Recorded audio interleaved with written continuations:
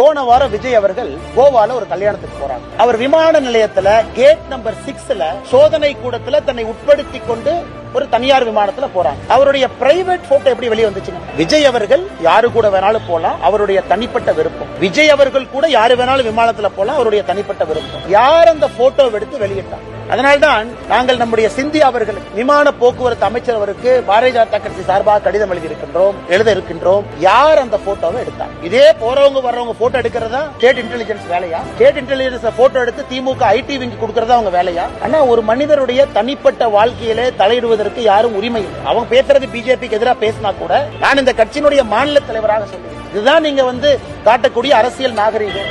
இதுதான் திமுக மக்களை மதிக்கக்கூடிய விதம். யார் வேணாலும் எங்க வேணாலும் போவாங்க, தனியா அவங்க போறாங்க, கல்யாணத்துக்கு போறாங்க, அதையும் போட்டோ எடுத்து நீங்க லீக் பண்ணுவீங்க, ரிலீஸ் பண்ணுவீங்க, பேசஞ்சர் மேனிபெஸ்டோ எடுத்து. அதனால்தான் விமானத்துறை போக்குவரத்து அமைச்சரத்துக்கு எழுதுறோம், சிசிடிவி எக்ஸாம்